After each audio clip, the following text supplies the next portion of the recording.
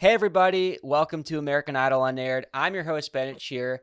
Today we have another aired exception, someone that you did see on season 21 of American Idol with her dad. Please welcome Mikenley Brown. Hello. How are you guys?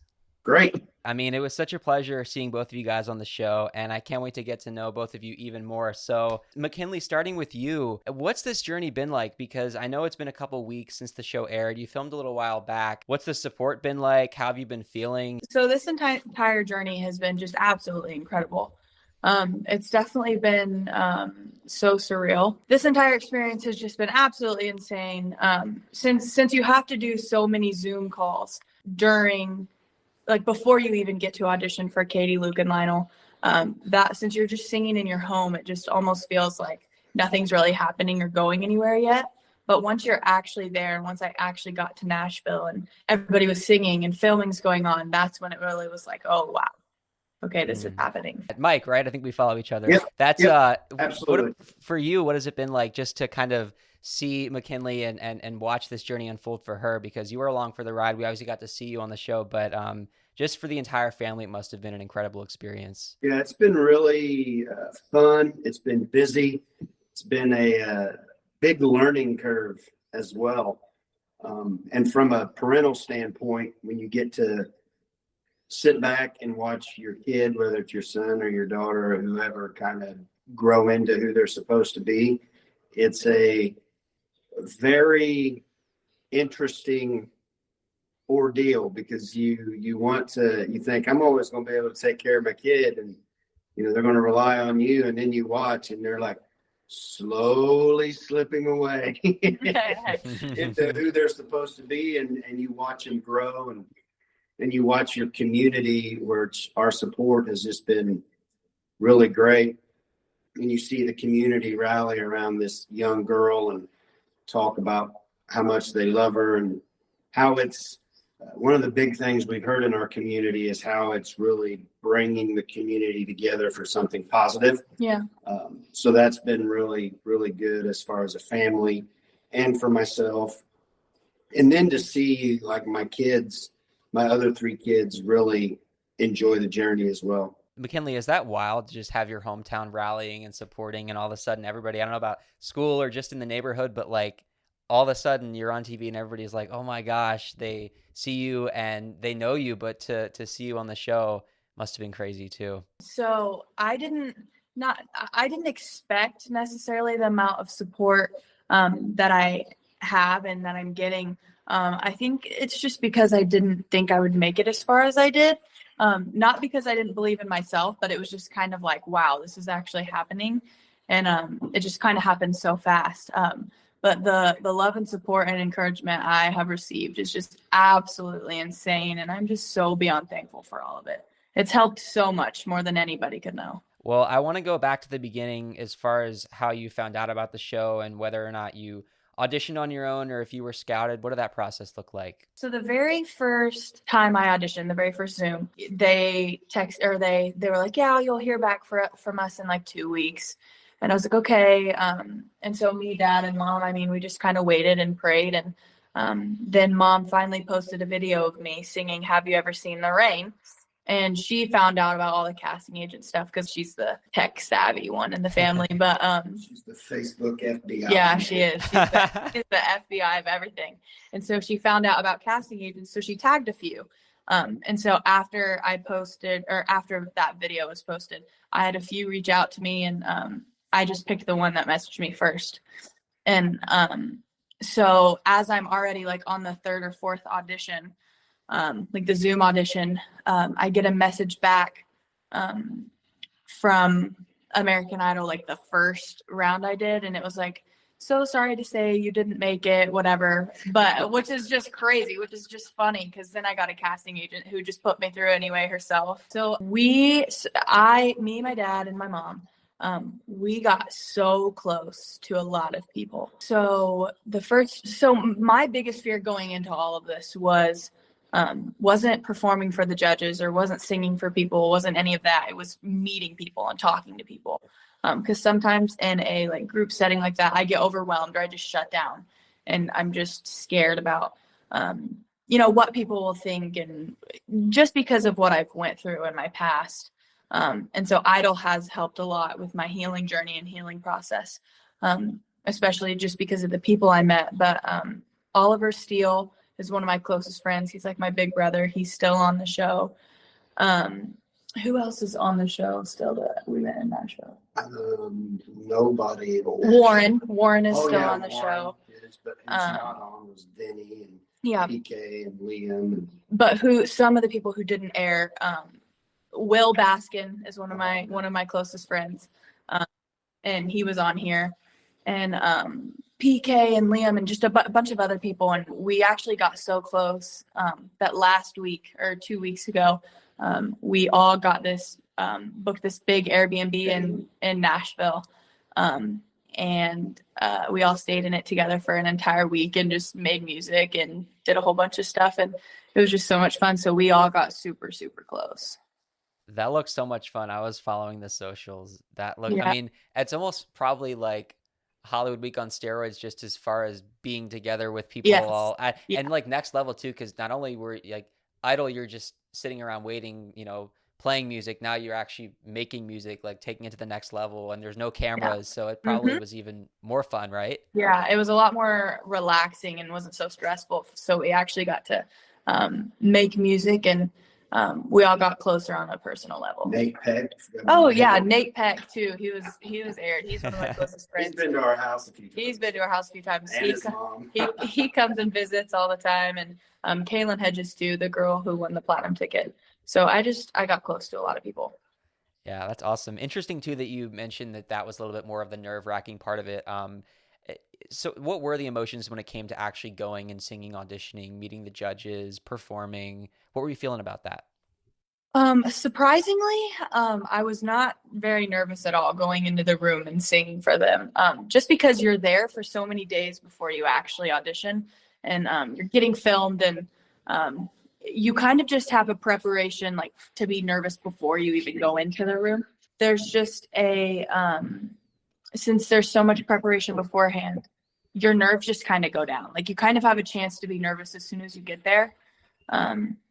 But going into the room, I wasn't as nervous, because I kind of realized that Katie, Luke, and Lionel, they're all people, and they all had to start somewhere like where I'm starting. Like, they had to start at a lower place in the music industry to get where they are now. And I think it also helped that my dad was there by my side and playing for me. It definitely helped boost my confidence and made me feel more comfortable. Had you ever done any other shows like this, or even not on TV, but just other like local competitions, anything like that, to have performing experience? No, I have not. The only thing before Idol, the only thing I have done is perform on my church worship team. And that is all. Like, I have never sang out in public anywhere besides my church. Moreland Fair talent show. That was years ago. I was like 9 or 10. I forgot about that. Well, speaking of years ago, Idol's been on for a long time. So what about the show? Had you watched the show, been a fan of any of the past contestants? Yes, absolutely. So I actually grew up watching the show. So I've watched it with my mom ever since I was little. Some of my favorite people are one of them, probably my top, is Katie Turner. She's absolutely amazing. I love her so much. I also love Cameron Whitcomb from last year or 2 years ago. And but those are probably my top two. But yes, I am a really big fan of the show. So being on the show is just like a whole nother world. Yeah, I love both those contestants. Cam is so funny from interviewing him. Oh my gosh. Yeah. You should talk to some of the contestants from season 20. He's hysterical. And you even, I mean, I know we're skipping ahead a little bit, but we saw your audition. We didn't really get to see much of Hollywood Week, and they had these alumni mentors. So did you get to work with any of the past contestants? Yeah, I did. So this is actually kind of a funny story. Justin Greeny was my mentor. And so before and while I'm in preparation and getting mic'd up to go into this room, they're like, you have this big surprise. You're going to go in, and it's a person, and you're going to meet him. And he was on previous. And I'm like, great. Am I going to know who he is? And they're like, well, I don't know, but you just have to act like it whether you do or not. And so I go in there and I just am, hi, Mikenley, like hoping he says his name because I didn't know him. And like just because on the first season he had this huge hair. Yeah, you weren't even born. I know, but I knew who he was. Yeah. Also, I was not even born yet when he was on the show. So it was just funny. But my mom was in the room too, and she was completely fangirling over him. He also gave me really good advice. So for Hollywood Week, I sang Sitting on the Dock of the Bay by Otis Redding. And so I went in there, and one of his biggest pieces of advice were to just feel what I'm singing, especially on a song that isn't so emotional. Try to relate it to something in your life, or imagine you in like doing the actions of what the song says, just to help reach the audience. Getting to Hollywood Week, you're meeting probably 3 times as many people now, and you made so many more friends, I'm guessing. But what were the emotions going there, meeting all these other people? Were there more nerves now that it was a bigger social setting? Because I know that in the auditions, it was kind of like, oh, what's it going to be like to go and meet all these people? So going to Hollywood, I honestly wasn't as nervous to meet the people anymore because I knew that, yes, there would be new people, but I had already gotten so close to the people in Nashville. So it was kind of like, okay, I'll be fine. Like if I don't end up being friends with anybody else, I have my people already. Well, I ended up being friends with so many other people that I now talk to on a daily basis and go travel to see them. But I didn't go in as nervous about friends. I did go in nervous about the rounds, just because when you're doing, so before you go to Hollywood, they'll do Zooms for just like to explain what's going to happen and what's the songs you have to pick and whatever. And so they kind of just made it seem like it was going to be insanely stressful. And I was like, okay, great. So I was just nervous that it was going to be a lot harder than I thought, and which it was. But once I got there and I was with everybody, and all the encouragement and love that the judges and the people and the producers and everybody gives you, is just, it's very calming, and it helps put you at a little bit of a peace, especially backstage before you go on. Mike, did you go to Hollywood Week as well? I went the second week. My wife went the first week, but she kept me updated on everything because we've got 3 other kids, so we had to divide and conquer a little bit. But, so he came for my showstopper round. Yeah, I came for that round, but I got some of the people that we had already connected with, when they didn't make it, I was on the receiving end of crying phone calls. Yeah. Trying to help comfort on that end, but. Yeah, I at least got to be part of the second half of it. That must be an emotional process for everyone. I mean, before you were no longer in the competition, you're watching all of your friends perform, seeing people get cut really quickly, especially that first round. Tough to see people go home that you became close with. That was the saddest part of all of it. I have a group chat with a bunch of the friends that I made, and one night, it was like they all got sent home the same night. And so in the group chat, there's just a picture of me just bawling my eyes out. And I sent it to him, and I was like, guys, I just miss you. But them going home also gave me an opportunity to get closer to other people and make different connections, which was good which was good for me. And Haven Madison, she's still in the competition. She's one of my best friends in the entire world now, but I would have never got close to her if it wasn't for some of my other friends going home, which is so sad. But at the same time, it opened up another door for me to meet other people. Me and Haven, and I mean, this might be a biased opinion, but we were always in lineups together. And so she went 2 or 3 people before me for performance round, and she sang her song. And it was just very emotional, and it was just so good. And I guess that was before we got close. So I guess it is unbiased, but that was probably one of my favorite performances for performance round. And then duet week. Everybody thinks I'm crazy for saying this, but Zach and Isaac's duet round. Yes. Probably my favorite duet. Seeing that actually in the audience, it was so funny when they pulled out their phones. Everybody's jaw just was like, And it's funny because like people on TikTok or on Facebook or whatever will be like, this is so staged. And I'm like, no, we were actually all sitting in the audience, like absolutely shocked. But they ended up pulling it together and it was just so funny and everybody was standing and clapping for them. And that was probably my favorite one. And everybody says I'm crazy, but just watching it in person was fun. We didn't get to see your duet, which I was really bummed about. And your partner, Aiden, right? Yes. So what was that process like? Because you have the performance challenge, and the same exact night you got to pick your duet partner. You're all scrambling. I'm guessing it was crazy that night. Yeah. So how did you find him, and what was the rehearsal like? I want to hear about it. So this is also kind of a funny story. So me and Aiden is the kind of guy that just he didn't have very many friends. And not because he couldn't, he just chose not to talk to anybody. Mm-hmm. So we were in the very first lineup right next to each other because before you go, like they don't just call you up one by one to perform. They put you in a lineup. And so we were in the same lineup and he was right next to me every single time we had to be in anything. So we were always together. And so I'm sitting next to him and my first thought was, oh gosh, like this guy doesn't talk. He probably hates me. And so I sit next to him and he was just like, he like took his AirPod out and he was like, hey. And I was like, hi. Like I was like, okay, he's actually going to talk to me.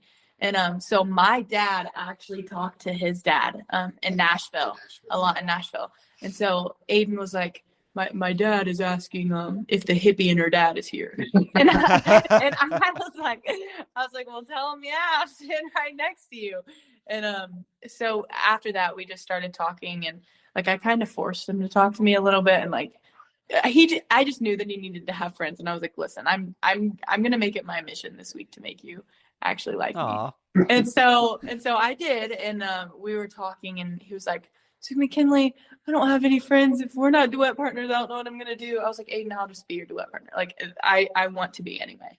And so we were sitting right next to each other when they were like, you get to choose duet partners. And we just looked at each other and we were like, all right. And then we picked our song. And it was pretty simple for us. For a lot of other people, duet week was or duet day, whatever, was crazy and hard and emotional.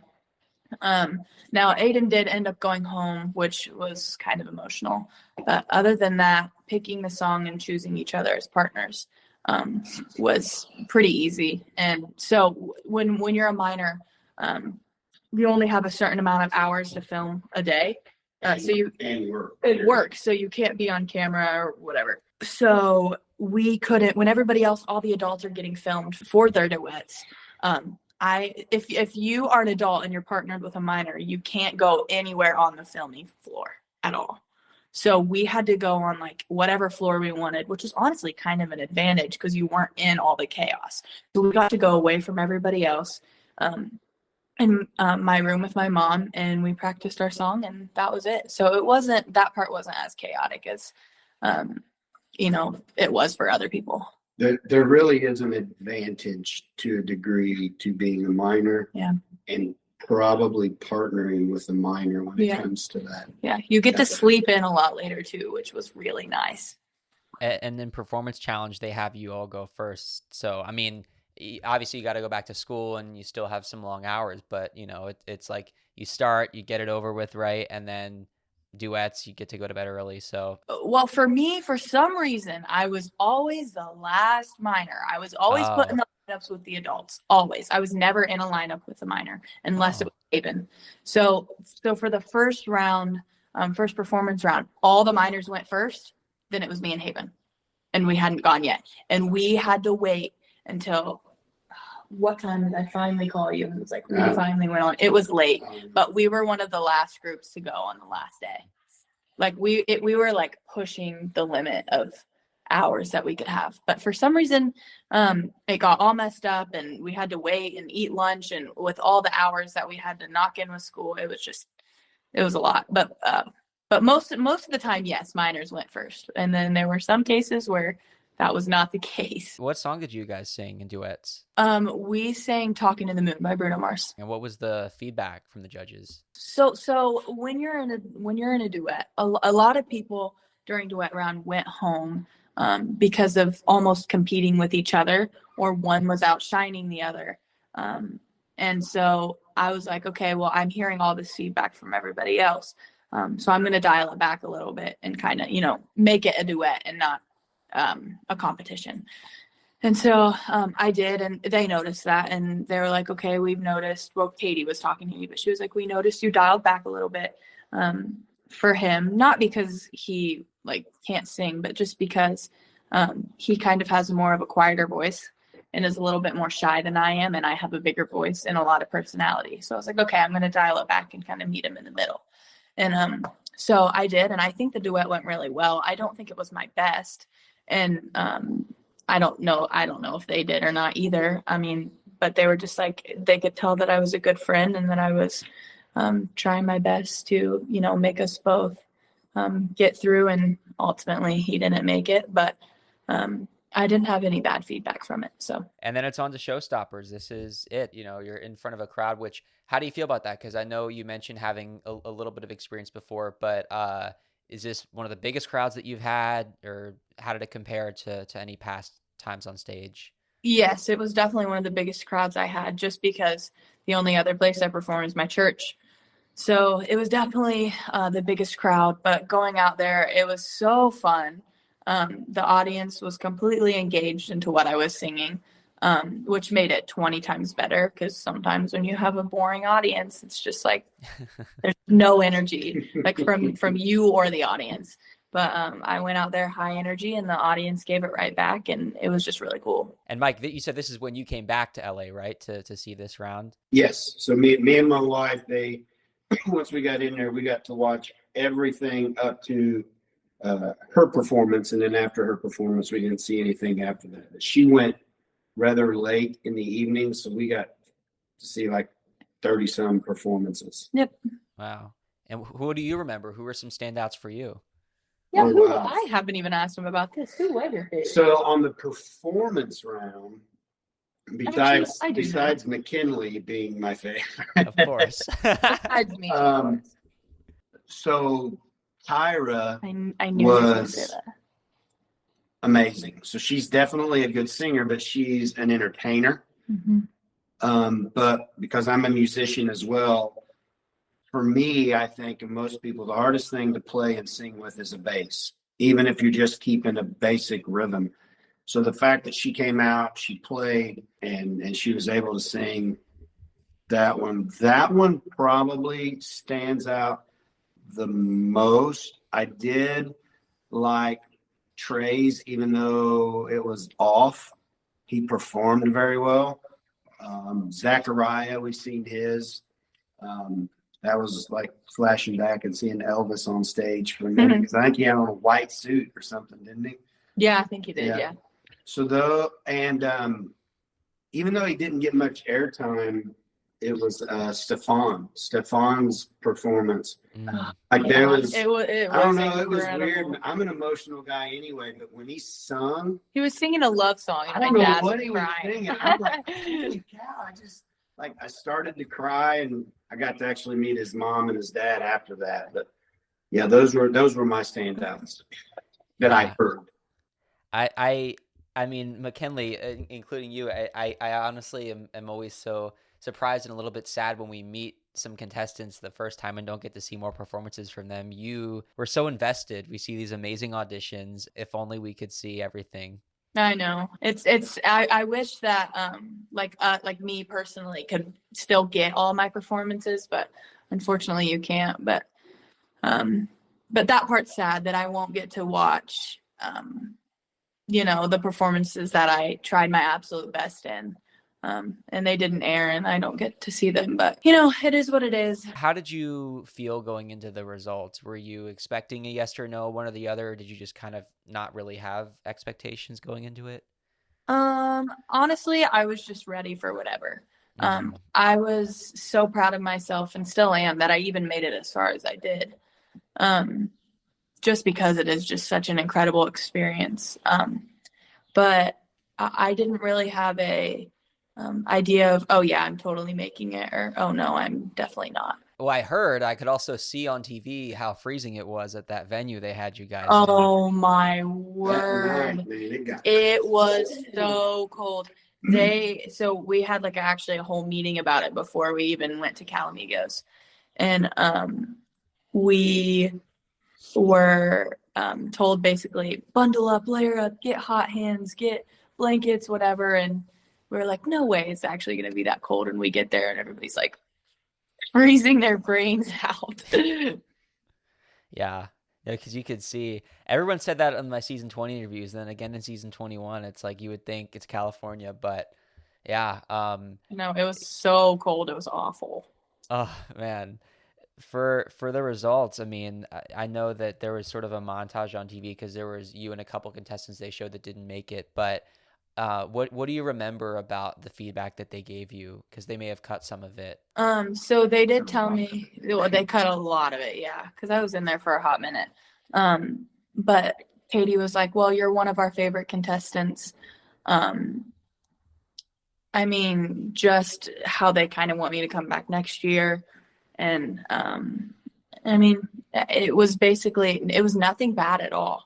It was everything good. I mean, I guess I kind of blacked out in the moment, but it was everything good. Basically, that I didn't give them a bad performance, and that I was one of their favorites. And I mean, everything happens for a reason. So I came home for a reason and got sent home. But at the end of the day, I'm very proud of myself, and they were proud of me too. So. Mm-hmm. Going back in time a little bit, or maybe not even back in time if we think about the way things go for you, because you film it and then there's a break and then it starts airing. But for the audition that we got to see, again, they cut a lot. I'm curious if there were moments that we didn't see, either like a second song or banter with the judges. They actually cut a lot in our in my audition too. Yeah. So we were probably in there in a total of like 20 to 30 minutes, which some people aren't, some people are. But no, I only did sing one song. And I went in there and Katie was like, "Oh my gosh, you're beautiful. I love your style." And Luke, of course, was like, "Oh, Dad, I like your boots." Because my dad has on really cool boots. So, of course, he had to talk about those for a minute. But then I kind of shared my story. And Katie was bawling her eyes out. And then I ended up singing. And then after I sang, Katie, what they didn't show is Katie standing up and like yelling at me. And she was like, "I'm so proud of you. You're amazing. I just love you. I can't believe you're here." And just whatever, and just stuff like that. And so everybody in the room was crying. And so Katie finally stands up, and they did air this part. And she was like, "I say she's going to make top 24. And Lionel stood up and was like, "Katie, no, sit down. I'm going to disagree with you on that one. She's going to go top 10. Well, obviously I didn't, because we did it right. But no, Lionel did say that. And Lionel also said, out of all of the years that I've done, or he said, I've been doing this for over 50 years. And to this day, I wish that I could perform the way that you just did. And so, which coming from Lionel Richie, that's huge. And then Luke Bryan said, if I could sit here for hours, maybe there's one or two things I could change about your voice or tell you to do differently. Critique, yeah. But other than that, there's nothing. So the entire time during every round, I never got advice or what to do differently. So I was kind of stuck in a place like, okay, so that was good. Now, how do I make it better? So every round I was working really hard to make it better without going off of critiques. So having no critiques is almost harder than having them. Right. First of all, Luke talked about your boots, Mike. Let's talk about the hat. I love that hat. I just love the whole look on the audition. Oh, you mean my beanie? Yeah. Yeah. Well, so obviously he has a really big. I got a really big bald didn't want it to show on TV. It's really, really thinning, and so I'd been letting it grow out just to see if anything would happen, and it was just. And nothing's happening. So for months I've been wearing a beanie, and I asked my wife. I said, "Give me a couple new beanies." I got some, and so I had new beanies. So I styled him. I don't know about all that. I bought your whole outfit for you. Thank you very much. Well, she picked some of it out, but What's cool about that, I think, is Idol is really big on making sure no branding shows and nothing is there or logos. And obviously I've gotten a lot of comments just on my style and what are you wearing and what was that. But I'm a style guy anyway, so I like that kind of stuff. You rock that beanie, you rock the whole look. And Mikenley, you rock that song, Love on the Brain. I mean, I think it's such a great song choice, and your arrangement was so unique. Was there a lot of thought that went into it? Was it something specifically for the show? Had you performed it that way before? No, I had not performed it that way before. But I was actually trying to choose my song for that's Love on the Brain is actually what I did audition for through all my Zooms. And obviously a few other songs as well. But I was in the car one day on the way to the zoo, and that song is one of mine and my grandma's like songs together. And so I was singing it, and she was like, "Well, what if you sing this?" And I was like, "Well, yeah, it kind of shows off a lot of different parts of my voice." So I came home and was like, "Dad, can you try and learn to play this?" And he just played it the way that what you saw on TV. And I was like, "Well, that's not really how it's supposed to be played, but let's just kind of roll with it." So I just sang along with it, and we were like, "Wait, I think I kind of like that." And so it just made it different, and because he had never heard the song, so he was just I've playing. heard the song, but he was just playing the notes, and so he was just like kind of rolling with it. And I was like, "Well, actually, let's do that. I kind of like that." So that's kind of what we went with. On the way to the zoo, what's your favorite zoological animal? I don't know. Probably monkeys. Are flamingos at the zoo? I just think they're very Yes. colorful. I hate birds. Actually, this is funny too. So we at our zoo that's only like an hour away.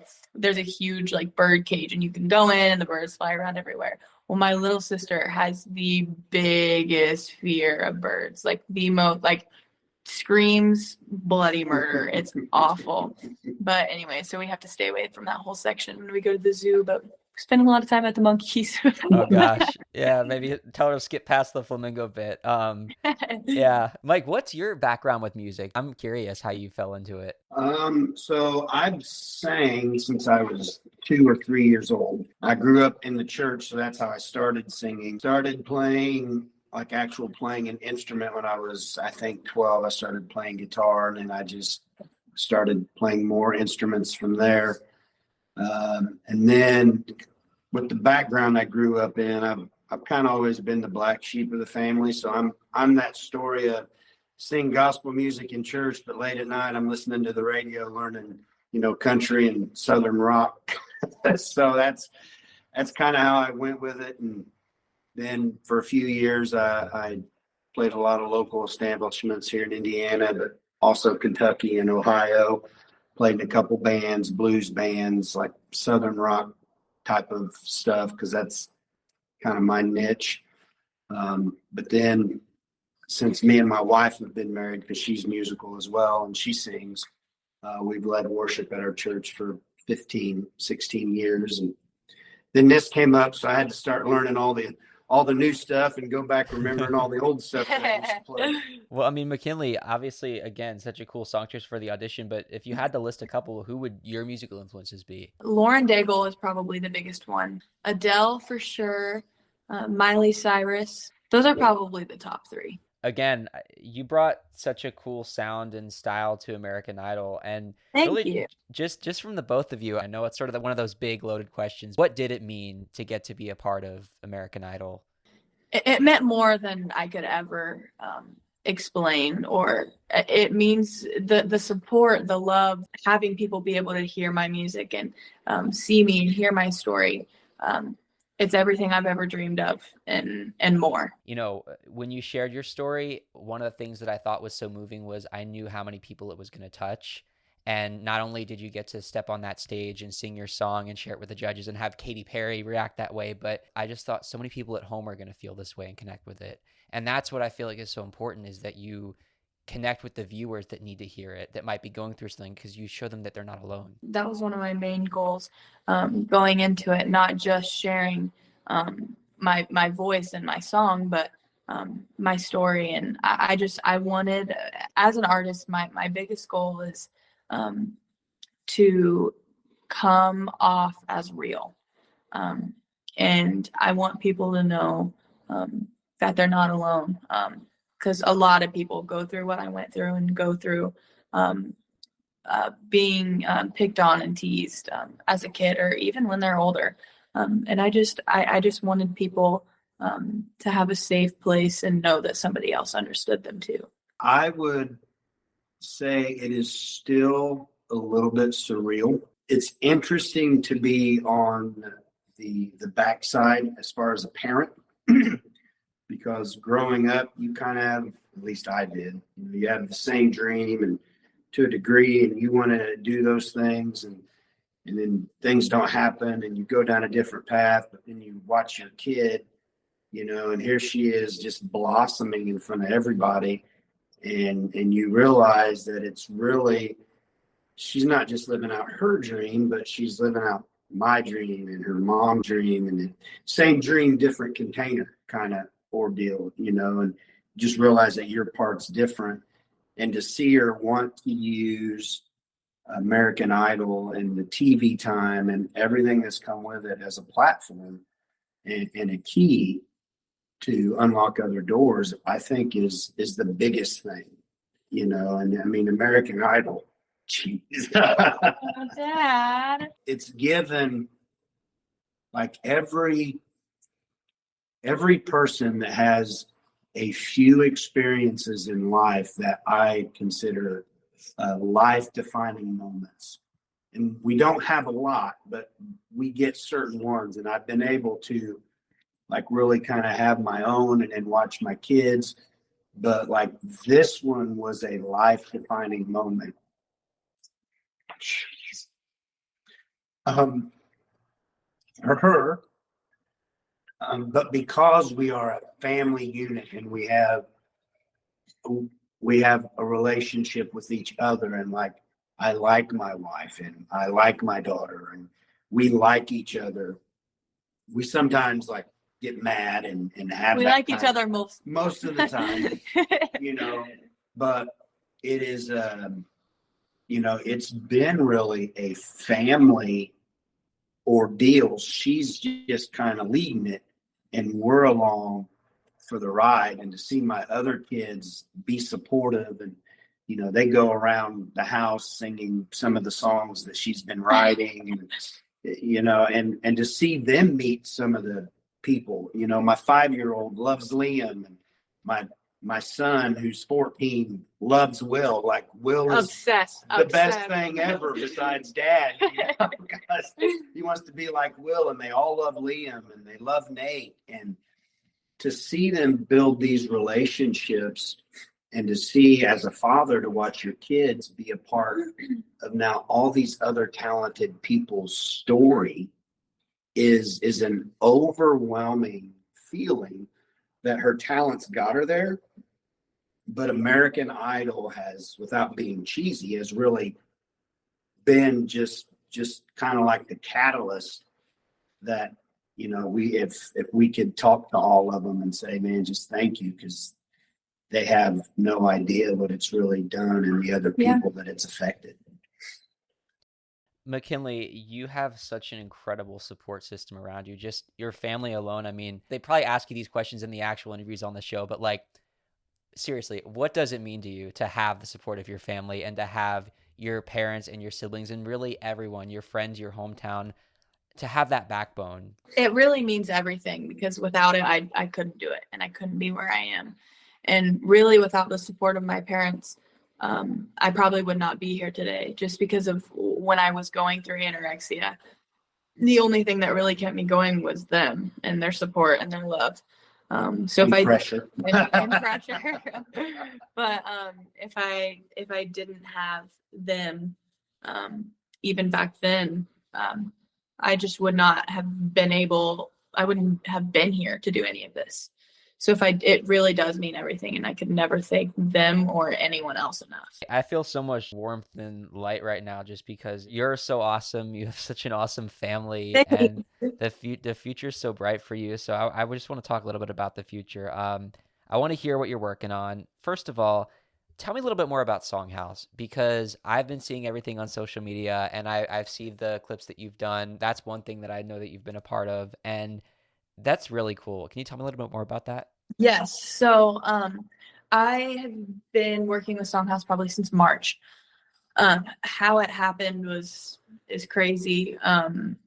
But like hundreds and hundreds of people send in applications to be a part of Songhouse. And before I was asked to be a part of it, I kind of knew what it was. Like I just heard a little bit about it. Wasn't really sure.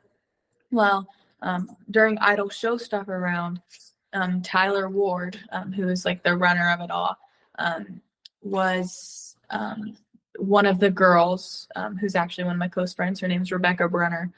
He was her guest, and he heard all the people, the entire show stuff around, and the ones he liked, he like looked them up on Instagram and messaged us, and basically was like, hey, would you like to come to Songhouse and do a Songhouse, whatever?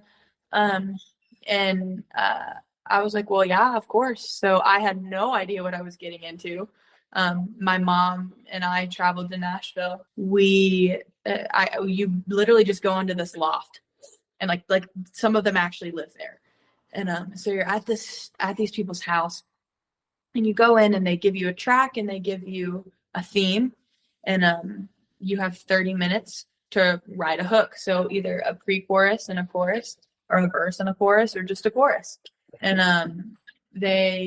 you go into a room with like 4 people, probably 3 or 4 people, and you do that, and then you go out, and then we all like stand around the couch and hype everybody up, and we get it recorded, and it probably takes 3 or 4 tries, sometimes longer. So a lot of them will get posted, like the favorites out of the day will get posted, and if they go viral, you get to finish the song. If they don't, they don't, but they're still out there. But it's just one of the funnest things I've ever been a part of. And if it wasn't for Idol, I wouldn't have been able to be a part of what I am now. It's brought me so many friends and so many people, and everyone a part of it is just so loving and caring. And I'm just so beyond thankful to be able to work with them and be a part of everything they do. Now you mentioned Tyler. I'm guessing your network's expanded even bigger than it was with Idol, because I'm sure there's a lot of other artists that are a part of it.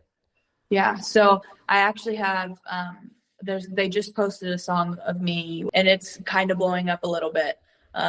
It's called Good to the Bad to the Better. And I personally love it. But it has to be at 1 million views for me to finish it.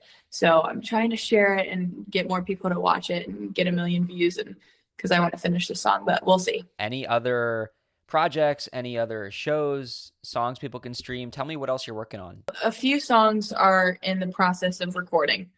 I have my original Bad Tattoo, and then I have another original, and it's called In My Room. And In My Room, I'm writing with Tyler Ward, Dennis Cook, and Emmy Rose, who are all a part of Songhouse. Bad Tattoo, I did with my dad and one of my friends in my hometown. And so we're getting that recorded and the other one recorded, and trying our best to get him out there. Mike, any other project of yours that you want to tell us about? She is my project. So with me and my wife and her, we got several gigs that we're going to be doing. We just got back from Kentucky this past weekend. We did a gig with Brooks Kidd from season 20. Yes, love him. And we've got some local stuff. We've got some more out-of-state stuff coming up as well. Yeah, I'll be in New York in June. Yeah. And then back and forth to Nashville. And then we're back and forth to Nashville. And then sometimes 3 times a month. Wow. About 3 times a month, yeah. We were. I guess maybe 1 month we was. But about once a month, once every 6 weeks, unless some of these songs catch on. But yeah, they're nothing individually. We're just me and my wife and her, and then we've got a small acoustic style band that, we've got nice song list set up so we can go other places and play and work on her originals and keep doing music. Well, whoever wants to go first, I want to hear a piece of advice for either artists or people thinking about American Idol. Obviously, Mike, seeing it as a parent, and Mikenley as a contestant, just for anybody thinking of doing the show, potentially listening. My biggest piece of advice is always be yourself. And especially it's hard when the cameras are on and the cameras are rolling, but it's how you get the farthest, and it's how you get your music out there, and it's how people relate to you. So you just always be yourself. Try your hardest to be confident, and just put all of you out there. I would say probably what I've noticed is if you're going to go as a contestant, not only know how you want to sing, but have a style. And let that style be yourself, because you can tell people who come and wear things that they're just doing it for like the show or because they're on TV. Yeah. But if you, like with her, like all the stuff she wears, that's what she wears every day, unless she's, going to bed or, wearing sweats. Other than that, I don't know. Sometimes I still wear stuff like that. What I wear, if I'm not in my work clothes, that's the stuff I wear. So if you're, you've got some kind of style and you want to wear it, don't be afraid to show it off, because you need something besides your voice to stand out. And I also have another piece of advice. Don't hold back in your first audition because you want to give more in your next ones. Yeah. You put everything on the table in your first audition and every audition coming up, but don't. My biggest advice is don't wait and leave surprises. My biggest advice is just do you and do the best you absolutely can, and don't hold back. Yeah. And I'd say vocally, don't try to sound like anybody else. Yeah. Because they are watching that. If you're trying to sound like a specific person, they're going to get rid of you. Like Warren's not trying to sound like, who is it? Chris Stapleton. He's not trying to sound like Chris Stapleton. He just has that sound already. Yeah. Like he's not forcing it. They're just comparing him to it. But if you're going in trying But sometimes people, like a lot of people got sent home that didn't get aired because they tried to sound like people. Yeah. So really it just goes back to just be yourself. Yeah, just be yourself, have a style, and talk to everybody. Yeah. Everybody is mic'd up. So be nice. Yeah, have a good attitude always, yes. Whether you're mad, whether you're angry, whether you're upset. And always say yes to the producers. Never tell them no. Oh, wow. That's quite a bit to end on. So also want to give you both the chance to plug social medias. Mike, where can people follow you? Well, do you know it? I don't know. on Facebook, my wife helps me with his Instagram is the Mike Brown Official. And awesome. My Instagram is Mikenley B. We already said it, Mom. My mom's yelling at now. Take care of the family. Mom to the rescue. But my Instagram is Mikenley B. Mikenley. My name is very untraditionally spelled. And then my TikTok is Mikenley Brown. But all of my other social media handles are just Mikenley B. Fantastic. Well, thank you both so much for being a part of American Idol Unaired. You can follow us on Instagram and TikTok at Idol Unaired Podcast. Make sure you guys subscribe, rate, leave a review, or a comment wherever you're listening or watching. Have an awesome day. Mikenley, Mike, thank you so much. Thank you so much.